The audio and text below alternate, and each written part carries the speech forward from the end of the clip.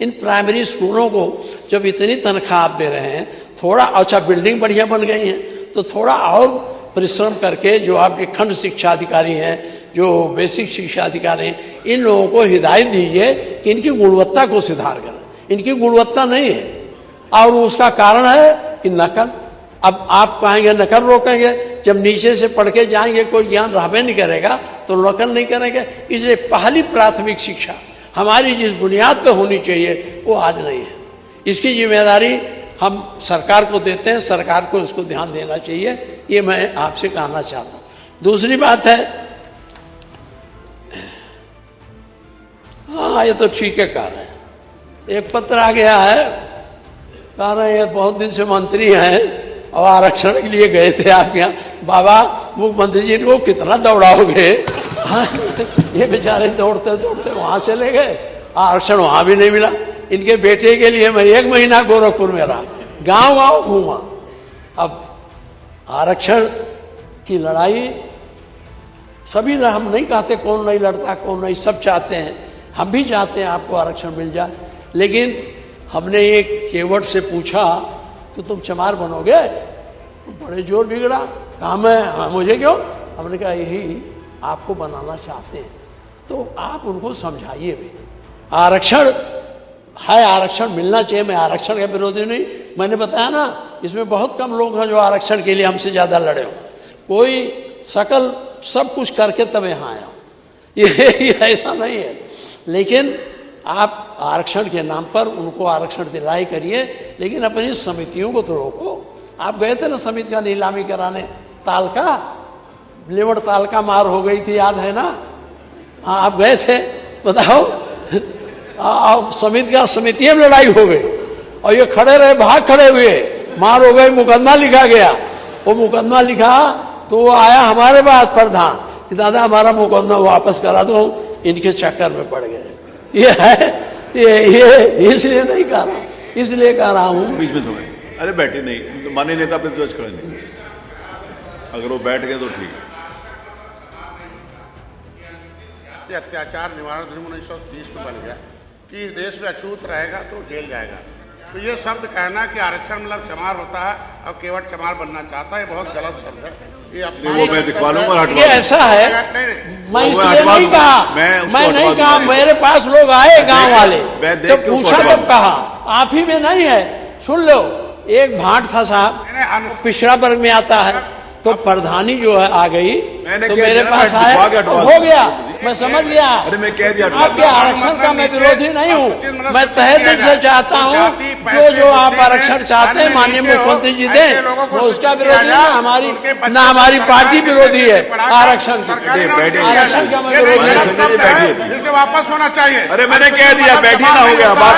एक बिरादरी के साथ अपमान है, बैठिए, मैंने बोल दिया। किसी बिरादरी का अपमान नहीं करता, जो मुझसे कहा वो मैंने कहा। देश में जुड़िए, लड़ने के नाते जुड़िए। अरे साहब अगर ये कहते हैं हमारे बात से नहीं मानना, अरे हमारे बात से वो कोई नहीं है,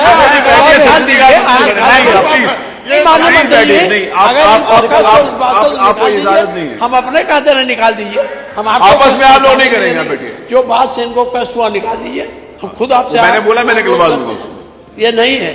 लेकिन मैं इसलिए कहता हूँ कि ये रोज लोगों को लालच दे करके, लोगों को परेशान करके एक सही ढंग से आप ले चलें, कोई एतराज नहीं है। आप सरकार में हैं, सरकार में आप मंत्रिमंडल से प्रस्ताव करा के भारत सरकार को भेज दीजिए, बिना पार्लियामेंट के तो बदलेगा नहीं, तो भारत सरकार को चला जाएगा, भारत सरकार से पार्लियामेंट बदल जाएगा, हम भी आपके साथ दस्तखत कर देंगे। आप प्रस्ताव रखिए, जब उसके विरोध में होता ना, हम विरोध में नहीं। माननीय मुख्यमंत्री जी, एक बार आपका एक तरफ आपका ध्यान आकर्षित करूँगा। माननीय मंत्री जी, नरेगा जो है इसमें भ्रष्टाचार का सबसे बड़ा आधार है, और नरेगा के माध्यम से जो लूट हो रही है, मैंने पहले भी कहा था आपसे कि 40% इसमें कमीशन लिया जाता है नीचे से ऊपर तक। और दूर छोड़िए, हम लोगों के विधायकों का जो आपने, हम तो वापस कर रहे थे, तब सब लोग न कहना, उसमें भी कमीशनबाजी चलती है। और सीडीओ ऑफिस से लेकर निचले स्तर तक धीरे धीरे कमीशन हुए। सभी विधायक जानते होंगे, अपने ज़िले में जाते होंगे, सीडीओ क्या पूछ ले, विधायक निधि में कमीशन लेता कि नहीं। वो इंजीनियर जो एस्टीमेट बनाता वो लेता, इसके बाद सीडीओ ऑफिस में जाता। तो इसको आप जितना हमको देते हैं तो 5 करोड़ देते हैं और 80 करोड़ 90 लाख वो ले लेते हैं जीएसटी, 1895 बचता है 4 करोड़ 10 लाख। तो उसमें एक कमीशन चला जाता है। तो जितनी गुणवत्तापूर्ण सड़क होनी चाहिए नहीं होती। आपको हम नहीं कहते कि आप पैसा नहीं दे रहे हैं, हम विधायकों को आपने दिया, हम इसकी शिकायत नहीं है, लेकिन इसी गुणवत्ता पर इन अधिकारियों पर आपका दबाव होना चाहिए कि गुणवत्ता परक सड़कें। जब कुल कमीशन चला जाएगा तो काम कहाँ से होगा, काम नहीं होगा। व्यवहारिक बात मैं कह रहा हूँ, नीतिगत बात आएगा तो बजट आएगा तो उसमें बोलूँगा। मैं फिर आपसे एक बात कहना चाहता हूँ। हमने एक प्रधान जी थे, देखिए कैसे राजनीति भ्रष्टाचार में लिप्त हो जाते। हमारे यहाँ एक प्रधान जी थे, मैंने उनकी जनकौरा गांव है मलाक, वो 3 आदमी रखते थे, 4 पंडित जी थे। राज्यपाल का भाषण मैंने कई बार पढ़ा, इसमें बहुत सारी बातें लिखी हैं, और अगर जितना इसमें लिखा है वो धरातल पर आ जाए तो प्रदेश का कायाकल्प हो जाएगा। लेकिन इतना है नहीं जितना इसमें लिखा। आप चाहे जितना कहें, मैं सारी बातों पर ज़्यादा नहीं जाता, 2-3 बिंदुओं पर, क्योंकि मेरा स्वास्थ्य बहुत ठीक नहीं है आज, मैं 2-3 बिंदुओं पर आपका ध्यान आकृष्ट करना चाहता हूँ। माननीय अध्यक्ष जी, आजकल सबसे ज़्यादा जो पीड़ित लोग हैं वो भ्रष्टाचार से पीड़ित, और भ्रष्टाचार के बारे में इसमें कोई बहुत चर्चा नहीं की गई। चाहे वो भ्रष्टाचार तहसील का हो, चाहे वो भ्रष्टाचार अन्य जगहों का हो, उस पर कोई चर्चा नहीं की गई। जबकि पूरा प्रदेश का किसान, गांव का रहने वाला इन भ्रष्टाचारों से बुरी तरह पीड़ित है, उसके मिटाने की इसमें बात नहीं की गई। इसी उद्देश्य से 1975 में लोकायुक्त का गठन हुआ, और ये अपेक्षा की गई, पहले ये कहा गया कि राजनीतिक लोग जो हैं, जो चुने हुए पदों पर हैं, वो उन्हीं के नाते भ्रष्टाचार बढ़ता है, उन पर शिकंजा कसने के लिए ये एक्ट बनाया गया। दुर्भाग्य है कि उस एक्ट के अंतर्गत जो भी हमें मिलना चाहिए उतना नहीं मिल पाता है। हमारे पास ये एक्ट है, इसमें ये लिखा है लोकायुक्त के पास जो अभ्यर्थी जाएगा याचिका, वो उसको जांच करेंगे, जांच करके उसका फिर वो गवर्नर साहब को देंगे। गवर्नर साहब माननीय कार्य मंत्रालय एग्जीक्यूटिव के माध्यम से सदन के पटल पर रखेंगे। इसमें बहुत जांच हुई, ये देखिए हमारे पास है। इसमें इन्होंने लिखा है, मैं 15 जांच को तो उन्होंने लिखा है कि जो आपके पास भेजा है, और ये इसमें बहुत सारे लोग हैं, IAS हैं, जिला पंचायत अध्यक्ष हैं, BDO हैं, और सारे अधिकारी हैं। इनकी जांच करके ये आख्या गवर्नर साहब को दी गई, और वो आख्या अभी सदन के पटल पर आई नहीं। जब मुझे मिला, मैंने कोशिश की कि मैं इसे प्राप्त करूं, लाइब्रेरी में ढूंढा, नहीं मिला, फिर मैं संसदीय कार्यालय में गया, वहाँ भी नहीं मिला। तो जो ये आख्या है ये अधिकारियों के खिलाफ है।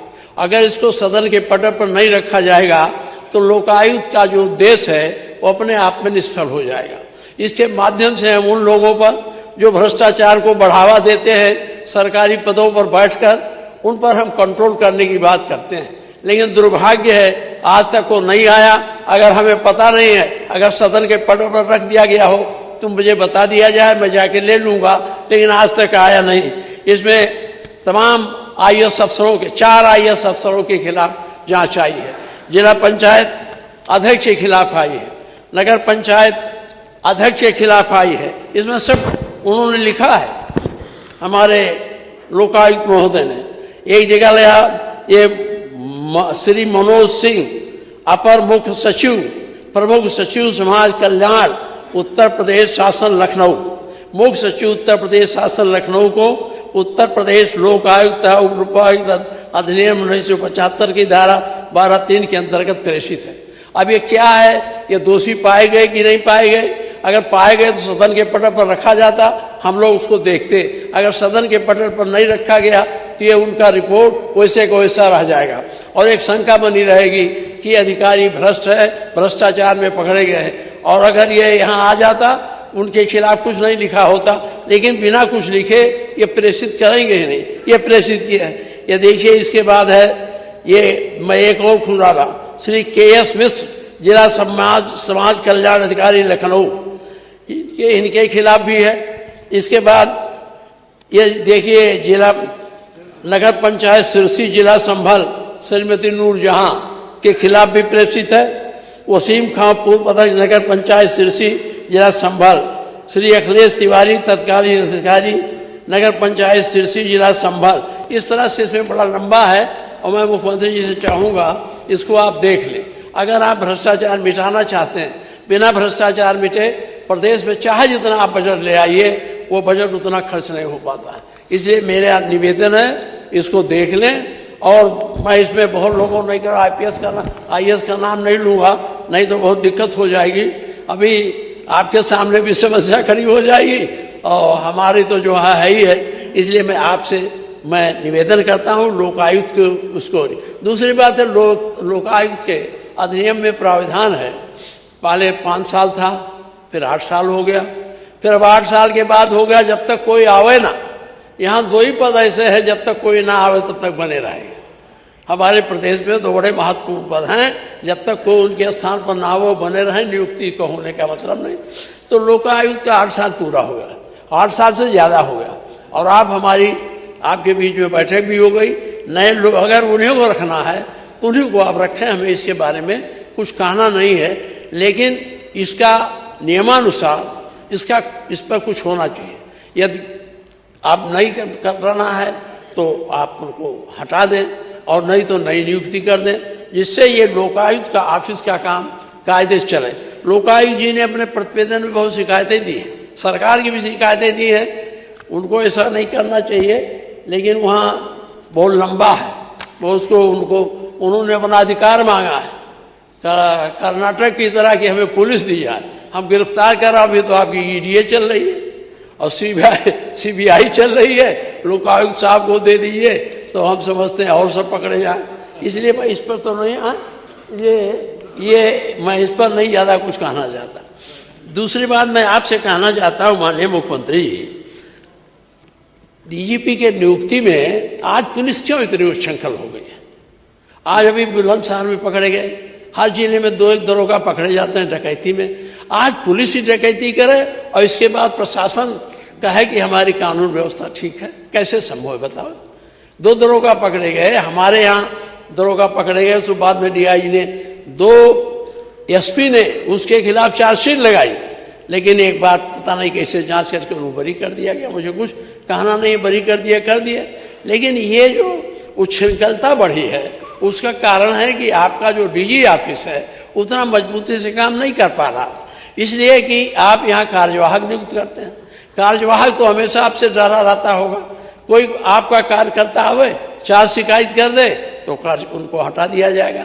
इसलिए DG ऑफिस के लिए जो आपने जो सुप्रीम कोर्ट में जो लेटर लिखा, जो गाइडलाइन की थी, उसके बाद आपने अपनी गाइडलाइन बनाई है। मैंने उसको पढ़ा, मेरे पास है, उसको समय बर्बाद करने के लिए नहीं पढ़ना चाहता हूँ। तो आप उसके माध्यम से क्यों न अस्थायी DG नियुक्त करते हैं? अगर अस्थायी DG नियुक्त हो जाएगा तो 2 साल तक उसे आप हटा नहीं पाएंगे और 2 साल वो स्वतंत्र होकर के पुलिस विभाग में सुधार की प्रक्रिया लागू करेगा, क्योंकि आप हर काम नहीं कर सकते। पुलिस विभाग में DG अगर अस्थायी रहेगा और ठीक से रहेगा तो अपने मन से और पुलिस विभाग को चलाने की कोशिश करेगा। आज कार्यवाहक हैं, कार्यवाहक के नाते कुछ हो नहीं पा रहा। ये बात मैं आपके सामने एक बार और उठाया था, लेकिन आज तक इस पर कुछ हुआ नहीं। नियम तो आप ही ने बनाया है। कोई भारत सरकार का जो गाइडलाइन था सुप्रीम कोर्ट का और चीफ सेक्रेटरी भारत सरकार के प्रधान सचिव ने जो लिखा है वो हमारे पास है। उसके बाद आपने उस नियम को बदल के अपने अनुसार बनाया, तो अपने अनुसार इन्हीं को बना दीजिए। जो बैठाए हैं आप, इन्हीं को उसमें बैठा दीजिए, हमें कोई एतराज नहीं है, लेकिन कोई एक रहे जो स्वतंत्र रूप से वो काम तो कर सके।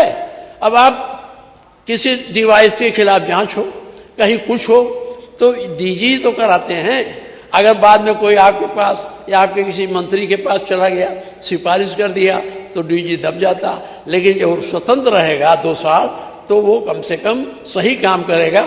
और जैसे सब काम कर रहे हैं, मेरा आपसे अनुरोध ये भी कर दीजिए। इससे करने से आपकी जो इच्छा है, देखिए उद्यमेन ही सिद्धंत कार्याण नहीं मनोरथ है। मनोरथ तो आप करते हैं, लेकिन उद्यम उतना नहीं कर पाते। इसलिए मैं ये नीति श्लोक आपके बीच में थोड़ा पढ़ा, मैं कम पढ़ता हूँ ये सब, इसलिए पढ़ा कि उद्यमेन ही सिद्धंत कार्याण नहीं मनोरथ है। आप तो मनोरथ करते हैं पुलिस ठीक रहे, लेकिन उसके लिए उद्यम नहीं करते, प्रयास नहीं करते। या हो सकता है आप करते हो, फलीभूत ना होता हो। तो ये 2 चीजें महत्वपूर्ण थी जो मैंने पहले आपके बीच में सबसे पहले रखा। अब आप अभी किताब में 262 इनकाउंटर हुए, ठीक है, अपराधियों को इनकाउंटर होना चाहिए। लेकिन माननीय मुख्यमंत्री जी, मैं एक बात ये जानना चाहता हूँ, अपराधी को आप उसका घर गिरा दीजिए, वो आपकी जो हाई कोर्ट बोल ही रहा है उसमें क्या करना है, मुझे इसमें कुछ नहीं कहना। लेकिन वो लोग अब देखिए, मैं अभी नाम लूँगा तो आपको थोड़ा वो आ जाएगा। ये विजय मिश्रा है। विजय मिश्रा अपराधी प्रवृत्ति के आदमी है, मैं भी मानता हूँ। आपने उसका घर तो गिरा दिया, जेल में डाल दिया, लेकिन उसका लड़का जो अमेरिका से पढ़ के आया था, उसको भी आपने जेल में डाल दिया। उसने कौन कष्ट किया, इसकी आपको जांच करानी चाहिए। अगर वो दोषी है तो उसको दंड दीजिए, नहीं तो ऐसे भविष्य बर्बाद मत करिए। भविष्य बहुत लोगों का बर्बाद हो जाता है। 262 इनकाउंटर हुए। इनकाउंटर की प्रथा हमारे संविधान में नहीं है, और ये मुख्यमंत्री जी आपने प्रचलन शुरू कर दिया है। हम नहीं जानते आने वाली सरकारें इसको और आगे चलाएंगी, तो आपको भी पता चल जाएगा कि ये गलत हो गया।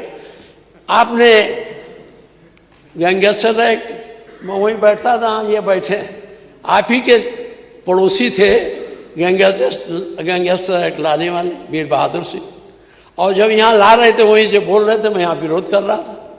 मैंने बहुत विरोध किया था 85-86 में कि ये एक्ट, इसका दूरगामी परिणाम होगा अगर इस एक्ट को आप लागू कर देंगे। वो नहीं माने, उन्होंने कहा था इस पर हम इसको रोकेंगे। हुआ क्या है, अब 2-3 झगड़े हो जाते हैं, उनमें दरोगा गैंगस्टर पकड़ के डाल देता है। तो मैंने पूछा क्यों गैंगस्टर में डालेगा, नहीं अभी जल्दी जमानत करा के चलाएगा तो कम से कम 3 महीना रहेगा, गैंगस्टर एक्ट में अपने छूट जाए। तो ये इस पर भी आप गैंगस्टर लगाइए। गैंगस्टर उसमें संपत्ति कुर्क करने का था, तो उन्होंने तो कुछ नहीं किया, लेकिन उनके किए हुए कार्य को आप आगे बढ़ा रहे हैं। मैं आपको देख रहा हूँ, गोरखपुर की पानी, गोरखपुर की माटी कहाँ तक जाएगी मैं नहीं कह सकता, क्योंकि ये जो एक बात फिर मैं आपसे कहना चाहता हूँ, गैंगस्टर, मैं इसे निरसन का प्राइवेट बिल लाना चाहता था, मैं गिर जाता, लेकिन समय नहीं है कि इस एक्ट को जैसे सब हो ऐसे कुछ संशोधन करिए। अनावश्यक लोगों को जो पुलिस परेशान करती है, उसको परेशानी से बचाने की कार्रवाई करनी चाहिए। अब आप देखे होंगे, आप किसी जिले में कहीं एक गैंगस्टर का केस होता था, हर जिले में 4-4, 5-5, 10-10, जरा सा दरोगा नाराज हुआ, 3 केस लिखा, गैंगस्टर ने बंद कर दिया। अब जाओ पड़े रहो 6 महीना। ये सही है, 6 महीना बाद छूट जाते हैं, लेकिन तत्काल नहीं छूटते। इसको गैंगस्टर एक्ट का सही ढंग से आप सदुपयोग करिए, यही मेरा है। गोरखपुर की धरती से अगर गैंगस्टर चला, तो गोरखपुर की धरती से ही इसे आप ठीक से लागू करवाइए, ये मेरा आपसे आवेदन है, आग्रह है। दूसरी बात है, अपराधियों के प्रति जो आपका 0 टॉलरेंस है, मुख्यमंत्री जी, मैं अभी अहमदाबाद गया था और बॉम्बे के चुनाव में गया था। आप कहते कानून व्यवस्था आपकी बहुत ठीक है, मैं उस पर कोई टिप्पणी नहीं करता, पार्टी बंदी के आधार पर नहीं बात करता, लेकिन क्या यह सही है कि हमारी कोई बहन अगर हजरतगंज से जेवर पहनकर अमीनाबाद रात को 12 बजे जाए तो क्या सुरक्षित चली जाएगी? मैंने बम्बई में देखा, एक बहन जेवर से नदी जा रही थी, मैंने अपने पार्टी के लोग जो मराठी थे उनसे पूछा, इसको कोई खतरा नहीं है? उन्होंने कहा कोई खतरा नहीं। आप क्या ऐसी परिस्थिति पैदा कर सकेंगे कि हमारी बहनें, हमारी घर की लड़कियां जो सवेरे निकले पीछे से आते झपट्टा मार के उनके गले का सूत्र लेके खींचना, इसको क्यों नहीं रोकते? ये भी एक अपराध है। इसके रोकने के लिए भी आपको कोई योजना बनानी चाहिए, तब आपकी कानून व्यवस्था ठीक होगी। खाली अपराधियों को गोली से उड़ा देने से कानून व्यवस्था ठीक होने वाली नहीं है। तीसरी बात मैं आपसे और कहना चाहता हूँ कि हमारे यहाँ इसमें एक एक करके मैं पढ़ाना नहीं चाहता, बहुत डाटा है, कुछ अपराधों का डाटा अगर हम पढ़ा देंगे तो ये हमारे संसदीय कार्य मंत्री जी उठो और कहीं से ले आते हैं। अब वो CRB का आंकड़ा 23 तक का आया है, ये अभी कहीं से ले आएंगे, कहेंगे नहीं है, तो उसका हम नहीं उसको पढ़ना चाहते। लेकिन एक चीज कहना चाहते हैं, जब आपके इकबाल का असर पूरे जनता पर पड़े और हमारे घर की बहनें, हमारे घर का नौजवान, हमारे घर का बूढ़ा घर से निकले तो ये उसे विश्वास है कि हम लूटे नहीं जाएंगे, हम मारे नहीं जाएंगे, हम चले आएंगे। आज अभी हमारे राजा साहब कह रहे संगठित गिरोह तो ठीक है, आपने खत्म करने की कोशिश की है, लेकिन नए नए संगठित गिरोह पड़े। आपने केवल उन माफियाओं को, जो बड़े बड़े अपराधी आप जिनको मानते थे, पता थे खेत थे नहीं थे मैं नहीं जानता, लेकिन जिनको आपने इनकाउंटर कराया, लेकिन नया जो गिरोह तैयार हुआ, आप डकैती होती थी, चोरी होती थी, अब उसमें तो कुछ कमी आई, लेकिन ये साइबर गिरोह क्या है, इस पर भी आपका नजर है? साइबर गिरोह में घर में बैठे बैठे लोगों के खाते से लाखों रुपया निकल जाता है। ये उस डकैती से कम है जो रात को बंदूक लेके घर में डालने जाते थे। इसके रोकने का जितना प्रयास होना चाहिए वो अभी नहीं हो पाया। इसको आपने साइबर थाना बना दिया, रिपोर्ट लिखाना जाओ रिपोर्ट लिख दो, तो लोग करते हैं। हमारे जिले में बहुत लोग ठग गए, और ये सब जो दरभंगा के टाइप से साइड से कुछ टेलीफोन करते हैं, उसी में लोग फंस जाते हैं।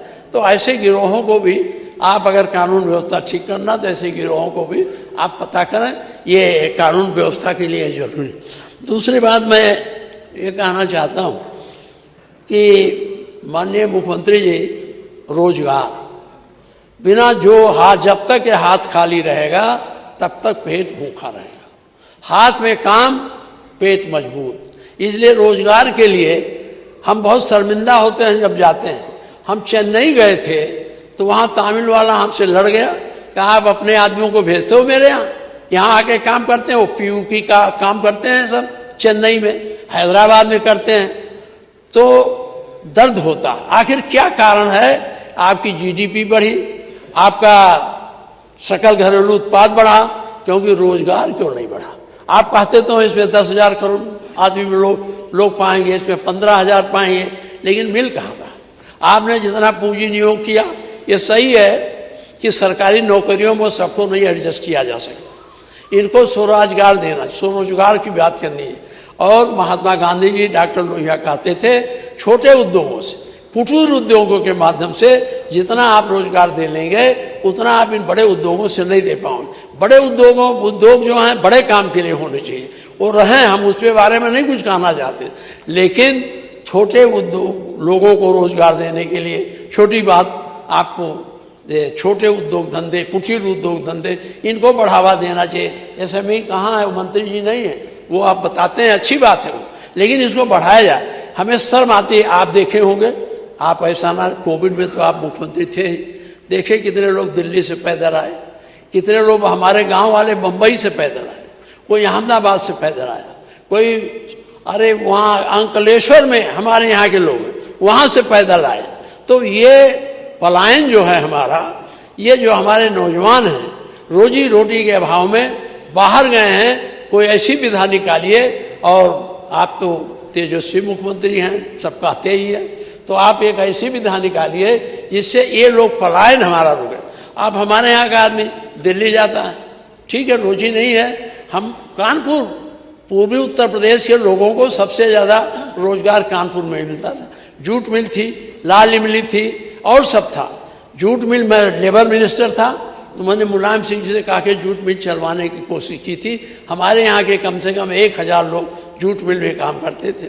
जूट मिल को आप जितना उद्योग लगा रहे हैं लगाइए, हमें इसमें नहीं, लेकिन जो आपके उद्योग पुराने थे, जो हजारों लोगों को नौकरी देते थे, रोजगार देते थे, वो बंद पड़े, उनको क्यों न चला जाए? थोड़ा उनको प्रोत्साहन देके चला जाए तो इसमें रोजगार आपको मिलेगा। फिर आज जो केंद्र बन गया है अहमदाबाद, रोजी का केंद्र बन गया अहमदाबाद, रोजी का केंद्र बन गया है बॉम्बे, आज रोजी का केंद्र कानपुर को भी आप अपने प्रदेश में बना सकते हैं। ये आपको करने की आवश्यकता है। मैं एक बात आपसे कहना चाहता हूं कि ये अभी हमारे भाई लोग बोल रहे थे, मैं किसी को जवाब देना नहीं चाहता। तमाम संजय जी अभी तमाम बात कर रहे थे। आपको पता है माननीय मुलायम सिंह जी ने आपके बिरादरी के लोगों को चिन्हित किया था, मछली का पट्टा इन्हीं को दिया जाए।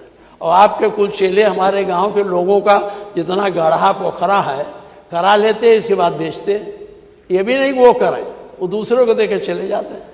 तो आपके लोगों का आया था हमारे पास ज्ञापन, और हमारे पास आए थे कि हमारा आरक्षण करा दीजिए। अब बताइए, आप सरकार में हैं, आप आरक्षण क्यों नहीं कराते? अगर आप इसीलिए वहां गए कि आप आरक्षण दिला देंगे तो कम से कम अब तो मुख्यमंत्री जी आपके पड़ोसी हैं, आप बात कर लिए। आप तो मुख्यमंत्री जी से लड़े भी हैं, मैं भी रहा उस चुनाव में। एक समय था वहां बैठे मुख्यमंत्री जी, ये लड़े भी हैं, मैं भी रहा इनके साथ। लेकिन अब आपके साथ चले आए, इन पर तरस करिए। ये रोज वही तो रहा केवट मछली वाला जब बोलेंगे तो 1 घंटा उसी पर बोलेंगे। तो इनका बोल तो बंद कर दीजिए मुख्यमंत्री जी आप। ये जो है बहुत बोलते हैं। मैं इनको और नहीं कुछ कहूँगा। मैं एक बात और करूँगा कि माननीय मुख्यमंत्री जी, हमारे पास तमाम ज्ञापन आए, हम सब ज्ञापन कहाँ तक आपको दें? ये ज़्यादा हमारी तबीयत खराब है, आज हम ज़्यादा बोलना भी नहीं चाहते। अब आपका संकल्प पत्र हम आपको दिला दें। संकल्प पत्र में 2 लोगों का फोटो है। एक बैठे हैं स्वतंत्र देव सिंह और हमारे संसदीय कार्य मंत्री। संकल्प पत्र में बहुत आपने कहा है, कुल नहीं पढ़ूंगा, 2 पढ़ूंगा, पिछली बार पढ़ा था। आपने अपने संकल्प पत्र में कहा था कि आपने कहा था 2022 में कहा था कि 6 डॉक्टरों एवं 10,000 पैरामेडिकल स्टाफ की नियुक्ति सीख करेंगे। पता नहीं पूरा हुआ कि नहीं हुआ, इसको सोच लीजिए। भाजपा ने एक संकल्प 2 में कहा था ₹25 करोड़ की लागत से विश्वकर्मा तकनीकी उन्नयन कार्यक्रम शुरू करेंगे, जिसके अंतर्गत युवाओं के व्यवसायिक परीक्षण के लिए एक ब्लॉक में एक ITI की स्थापना करेंगे। माननीय मुख्यमंत्री जी, ITI बहुत बनी है, आप गए होंगे हमारे यहाँ 5 ITI पॉलिटेक्निक बन के खड़ा है। मैं जानता था वो पटेल जी इसके मंत्री हो गए, मैं इस मंत्री को यही नहीं पता चलता कौन मंत्री किस विभाग का है। के विभाग 3 मंत्री हैं, आपके विभाग में एक विभाग में 3 मंत्री। मैंने कहा भाई आप कहीं नहीं, मैं ITI नहीं देखता, मैं ITI नहीं देखता। तो साहब ये जो ITI बनी है इसको चालू करा दीजिए, आखिर ये बिल्डिंग धस जाएंगी। अच्छा, जो लोग पढ़ेंगे तो हमारे यहाँ पढ़ा है, हमारे यहाँ है, बुढ़ी में बना है, इचवा में बना है, वहाँ एक गांव में पॉलिटेक्निक बनी है, कई ITI हमारे यहाँ बन के तैयार है। तो इस ITI को आप चालू करा दीजिए। आप गए थे, कितने जोर शोर से हमारे क्षेत्र में शिलान्यास किया था डिग्री कॉलेज का। डिग्री कॉलेज की बिल्डिंग बन गई, अभी तक चला नहीं। बड़े मुश्किल से जब मैंने डायरेक्टर से कहा चला दो तो 4 लड़के पाए हूँ।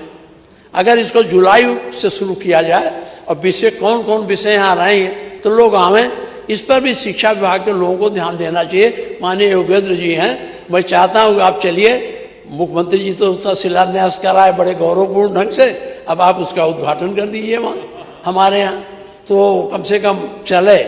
अब शिक्षा के मामले में हमारी गुणवत्ता, हम आज कुछ लिखा पढ़ा नहीं बोल रहे, मैं व्यवहारिक बात बता रहा हूँ। मुख्यमंत्री जी, ये जो छोटे छोटे कॉन्वेंट टाइप स्कूल खुल गए हैं और आपके लोग जो हैं ये जब उनको जांच करते हैं कि मान्यता नहीं हटाते, ये क्या कारण है कि आप 70,000 80,000 प्राइमरी स्कूल के अध्यापक को तनख्वाह देते हैं, वहाँ पढ़ने वाला लड़का उतना योग्य नहीं निकलता जहाँ 1,000 1,500 तनख्वाह पाने वाला लड़का पढ़ाता है। ये क्या कारण, इस पर कभी आप सोचे तो? आप कभी खुद समीक्षा करिए।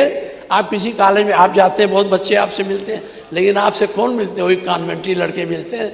वो गरीब घरों के लड़कों से पूछिए जिनके पास पैसा नहीं है, जो स्कूलों में जा नहीं सकते, जो अच्छे स्कूल में पढ़ नहीं सकते, उनको आप क्यों दो प्रकार की शिक्षा दिला रहे हैं?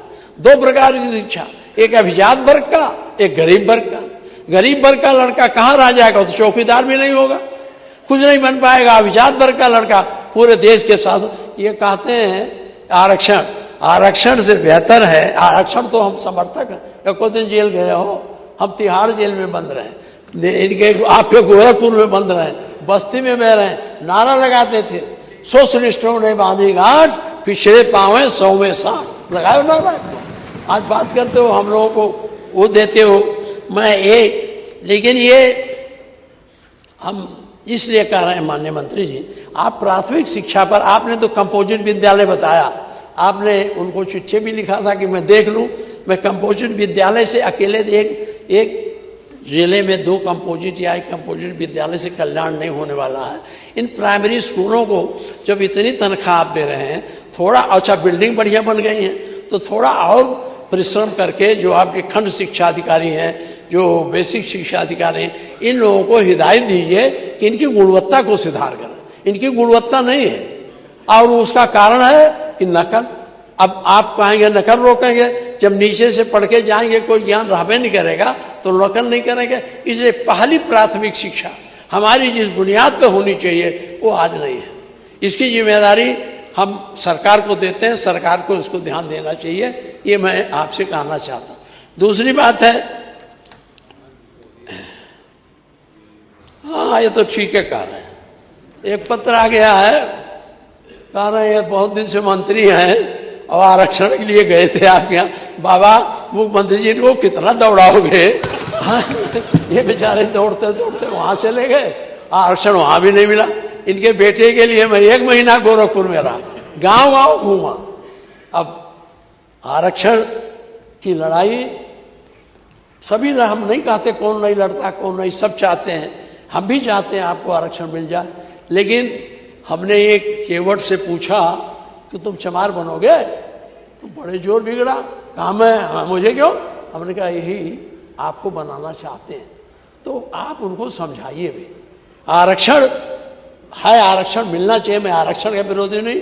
मैंने बताया ना, इसमें बहुत कम लोग हैं जो आरक्षण के लिए हमसे ज़्यादा लड़े हो। कोई सकल सब कुछ करके तब यहाँ आया, ये ऐसा नहीं है। लेकिन आप आरक्षण के नाम पर उनको आरक्षण दिलाई करिए, लेकिन अपनी समितियों को तो रोको। आप गए थे ना समिति का नीलामी कराने, तालका लेवड़ तालका मार हो गई थी, याद है ना? हाँ आप गए थे, बताओ। समितियों में लड़ाई हो गई और ये खड़े रहे, भाग खड़े हुए, मार हो गई, मुकदमा लिखा गया। वो मुकदमा लिखा तो वो आया हमारे पास प्रधान कि दादा हमारा मुकदमा वापस करा दो, इनके चक्कर में पड़ गए। ये है, ये इसलिए नहीं कह रहा, इसलिए कह रहा हूँ बीच में समय, अरे बैठे नहीं, माननीय नेता पे जज खड़े नहीं, अगर वो बैठ गए तो ठीक है। ये अत्याचार निवारण अधिनियम 1930 में बन गया कि इस देश में अछूत रहेगा तो जेल जाएगा। तो ये शब्द कहना कि आरक्षण मतलब चमार होता है और केवट चमार बनना चाहता है, ये बहुत गलत शब्द है। ये वो मैं दिखवा लूंगा, ये ऐसा है, मैं इसलिए नहीं कहा, मैं नहीं कहा, मेरे पास लोग आए गांव वाले तो पूछा, जब कहा आप ही में नहीं है।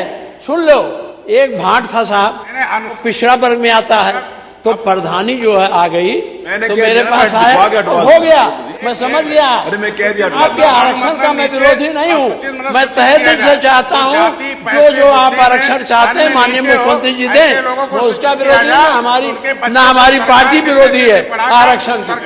आरक्षण का मैं विरोधी नहीं, इसे वापस होना चाहिए। अरे मैंने कह दिया, बैठिए ना, हो गया बात। एक बिरादरी के साथ अपमान है, बैठिए, मैंने बोल दिया। किसी बिरादरी का अपमान नहीं करता, जो मुझसे कहा वो मैंने कहा। देश में जुड़िए, लड़ने के नाते जुड़िए। अरे साहब अगर ये कहते हैं हमारे बात से नहीं मानना, अरे हमारे बात से अगर कोई नहीं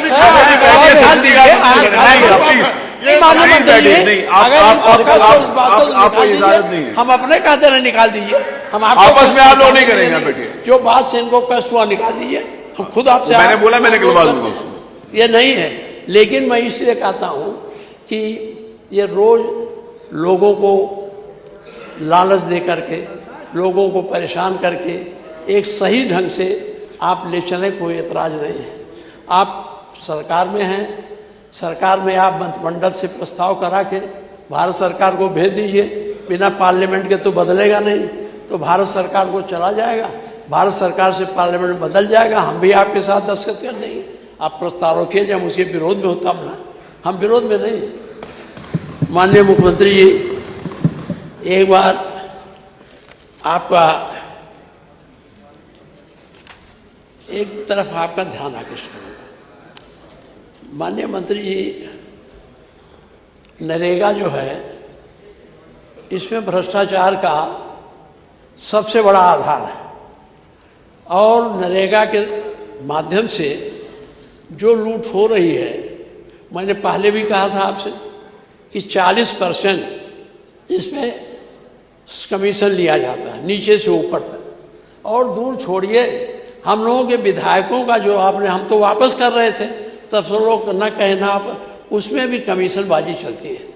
और सीडीओ ऑफिस से लेकर निचले स्तर तक धीरे धीरे कमीशन हुए। सभी विधायक जानते होंगे, अपने जिले में जाते होंगे, सीडीओ क्या पूछ ले, विधायक निधि में कमीशन लेता कि नहीं।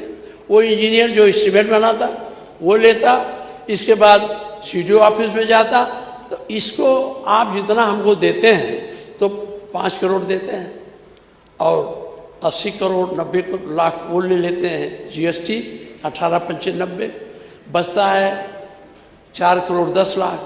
तो उसमें एक कमीशन चला जाता है। तो जितनी गुणवत्तापूर्ण सड़क होनी चाहिए नहीं होती। आपको हम नहीं कहते कि आप पैसा नहीं दे रहे हैं, हम विधायकों को आपने दिया, हम इसकी शिकायत नहीं है। लेकिन इसी गुणवत्ता पर, इन अधिकारियों पर आपका दबाव होना चाहिए कि गुणवत्ता परक सड़कें। जब कुल कमीशन चला जाएगा तो काम कहाँ से होगा, काम नहीं होगा। व्यवहारिक बात मैं कह रहा हूँ, नीतिगत बात आएगा तो बजट आएगा तो उसमें बोलूँगा। मैं फिर आपसे एक बात कहना चाहता हूँ। हमने एक प्रधान जी थे, देखिए कैसे राजनीति भ्रष्टाचार में लिप्त हो जाते। हमारे यहाँ एक प्रधान जी थे, मैंने उनकी जनकौरा गांव है मलाक, वो 3 आदमी रखते थे, 4 पंडित जी थे, और मुसलमान गांव था, सबको डरवाते थे, और 100 आदमी लिखते थे। कुल आदमी मेरे पास आए दरखास्त लेके, तो हमने कहा भाई कलेक्टर साहब से कहा दो। कलेक्टर साहब के पास कुल गए। तो आप जानते हैं हमारे यहाँ तो पृथ्वी मंडल पर घूमने वाले नेता हैं, आपको सब पता बताने की जरूरत नहीं है। ये लोग गए, कोई जांचें नहीं होने दिए।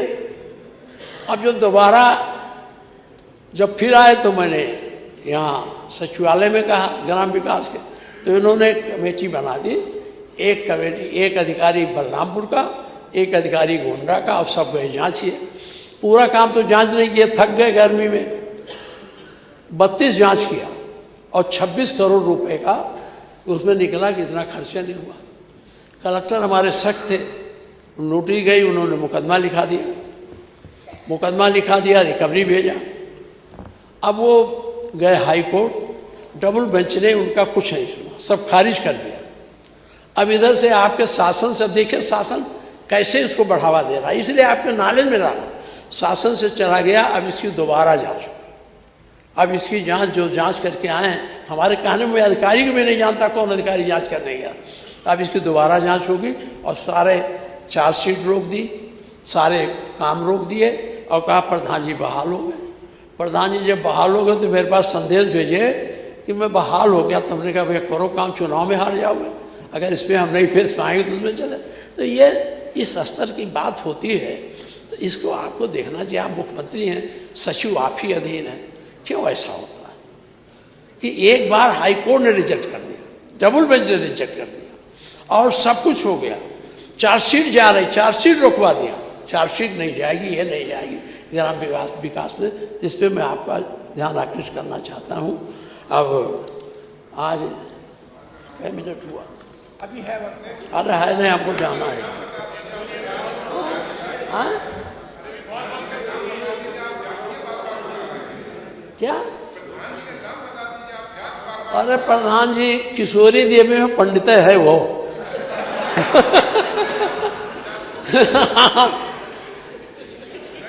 हाँ, नाम बता दिया। हाँ, बता दिया। अब मैं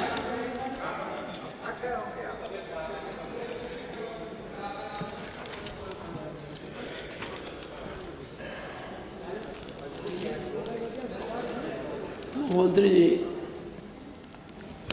ये आंकड़ा बतावें।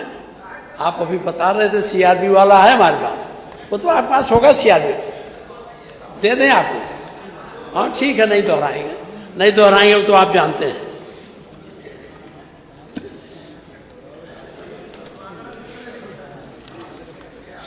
मनवर स्थान बहुत खाली है और आप कहते हैं आपका प्रदेश सरप्लस स्टेट है, पैसे की कमी नहीं है।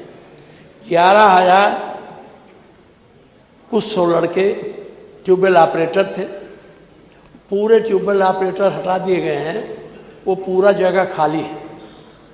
मैं आपसे निवेदन करूंगा, वो सब हमारे पास ज्ञापन लेके आए। मान लिया ट्यूबवेल ऑपरेटर पर अब पैसा नहीं आता, ट्यूबवेल से पैसा चलता था तो कुछ वसूली होती थी। अब आपने मुलायम सिंह जी माफ़ कर गए थे, आपने उसे चालू रखा। तो ये जो ट्यूबवेल ऑपरेटर हैं इनको कहीं न कहीं आप समायोजित करने का कृपा करें, ये मैं आपसे कहना चाहता हूँ। दूसरी बात है, हमारे पास कुछ वकील लोग आए थे, उनका कहना था कि हम खतरे में पड़ गए हैं। ये एक चीज़ पर हमारा हाई कोर्ट देखिए, कार्यपालिका और विधायिका और जुडिशियरी तीनों का अलग अलग बंटवारा है संविधान में। और कार्यपालिका जब उच्छृंखल होती लगती है तब न्यायपालिका हस्तक्षेप करती है। और आजकल न्यायपालिका रोज कहीं न कहीं आपके कार्यपालिका पर हस्तक्षेप करती है।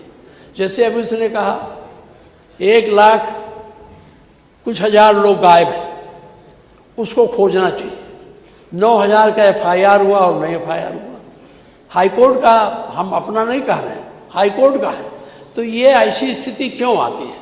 कार्यपालिका महत्वपूर्ण है और कार्यपालिका के काम में, कार्यपालिका विधायिका के काम में और विधायिका न्यायपालिका के काम में हस्तक्षेप करे तो जो संवैधानिक व्यवस्था है वो कमजोर हो जाएगी। इसलिए संवैधानिक व्यवस्था को चलाने के लिए हमको और आपको इस पर सोचना चाहिए कि कार्यपालिका अपने दायरे में रहे, कार्यपालिका आगे न जाए।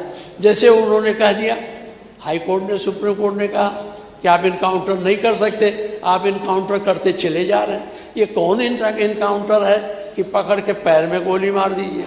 काउंटर तो ये सामने सामने गोली चले, एक तो सिपाही भी मरे तो सिपाही को चोट नहीं लगती, खरोच नहीं आता, जिसको मारते हैं वो मर जाता है और सिपाही बिल्कुल। तो ये इनकाउंटर नहीं है।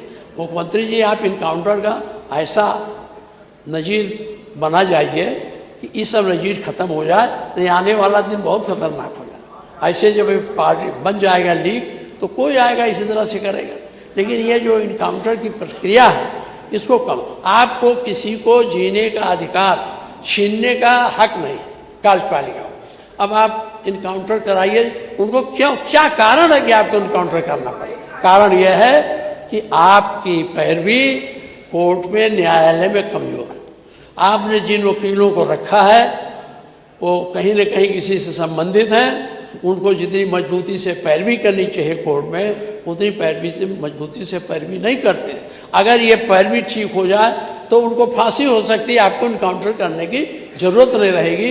इसलिए आप अपनी इस न्याय व्यवस्था में जो आपका विभाग है इस पर हाथ दखल दे और उनको करें। मैं 1, 2, 3 बात अब ज़्यादा नहीं कहूँगा, 35 मिनट बोलता हूँ, 35 हो गया। इसमें तबीयत ठीक 5 करोड़ 6 करोड़ मैं खत्म कर दे रहा हूँ मंत्री। मैं कोई भाषण नहीं कर रहा हूँ, मैं मुख्यमंत्री जी के सामने व्यवहारिक बात रखता हूँ। जो इतने विधायक हैं सभी इस बात को जानते हैं। अब ना बोल रहे तो अलग बात है। मैं सब व्यवहार वैसा नहीं कर रहा हूँ, कोई ये आंकड़ा दे। आपने कहा है कि 5-6 करोड़ ज़्यादा लोगों को आपने गरीबी रेखा से ऊपर उठा, इसमें है भाषण में। तो मैं ये जानना चाहता हूँ, जब गरीबी रेखा से वापस आ गए, वो आप ऊपर चले गए, तो जो इन्हें सुविधाएं मिलती थी मिलेंगी, खत्म हो जाए। जैसे ये है कि अन्न मिलता था 5 किलो, तो 5 किलो उनका चला जाएगा कि नहीं चला जाएगा। सिलेंडर पाते थे फ्री साल में 2, वो मिलेगा उन्हें कि नहीं मिलेगा। इस पर एक स्पष्ट आपने इसमें नहीं किया है। ये किया कि 6 करोड़ लोगों को मैंने गरीबी से ऊपर उठाया। अगर 6 करोड़ गरीबी से ऊपर उठे तो इनके जो मूलभूत अधिकार थे, अभी देख पा रहे थे, उससे वंचित हो जा रहे हैं। तो नया और क्या हो। मैं अब बंद करता हूँ।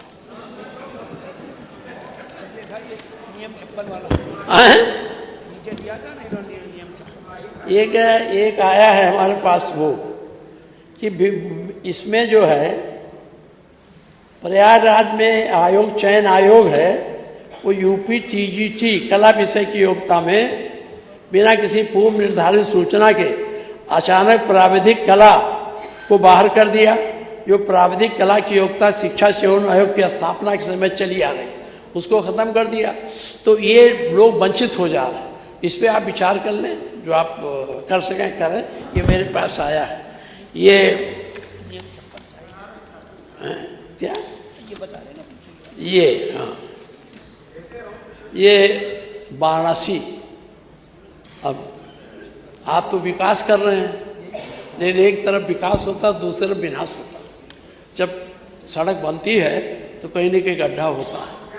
तो ये बनारस से आया है, काशी विद्यापीठ का परना देहात में 548 से जुज भाग पर गुद्दर व अलवर, पुत्रगढ़, मोहन, मोतीलाल, मुन्नालाल, सूरज कुमार राय आज अपनी कच्ची बकरी झोपड़ी आदि आवास बनाकर रहते थे, उसको गिरा दिया गया।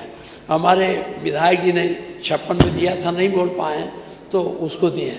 एक चीज़ और कहेंगे, कह करके ख़त्म करेंगे हमको। माननीय मुख्यमंत्री जी, आप सारे लोग सनातन की बात करते हैं और सनातन विश्व बंधुत्व की बात करता है, सनातन नफरत की बात नहीं करता। हमारे शंकराचार्य जी आए, क्या हुआ मैं उस पर ज़्यादा टिप्पणी नहीं करूँगा। मैं गया था, उन्होंने कहा हमारे बच्चों को आपके अधिकारियों ने सर पकड़ के पटका पीठ पे लाद करके दबाया। आप जानते हो शंकराचार्य, आप तो सनातन धर्म की बात करते हैं, सनातन धर्म के महत्वपूर्ण व्यक्ति हैं, महत्वपूर्ण दर्जा पर। तो इस तरह के कार्यों को आपको ध्यान देना चाहिए। और शंकराचार्य की नाराज़गी, अब वो नाराज़गी कैसे है, हमसे ज़्यादा बात नहीं हुई, लेकिन यह सही है कि वो अपने को अपमानित महसूस किए। तो इस तरह का सनातन धर्म में नहीं होना चाहिए। सनातन का क्या है, व्यस्देव उदार चरिता नाम तो व्यस्देव कुटुम्बकम, और आपका शुरुआते है नफरत, तो फर्क पड़ता है ना। इसलिए इसको आपको देना चाहिए जनाता। अगर आप सनातनी हैं तो सनातन धर्म के जो मूल्य हैं उसके अनुरूप इस प्रदेश को चलाने की भी कोशिश करिए। हमें नहीं कहते, सनातन धर्म कहता है, क्या कहता है, सभी सुखी रहें, सभी प्रसन्न रहें, किसी में भेद नहीं करता है। लेकिन अगर सरकार पर बैठे लोग इस तरह के भेद पैदा करते हैं तो सनातन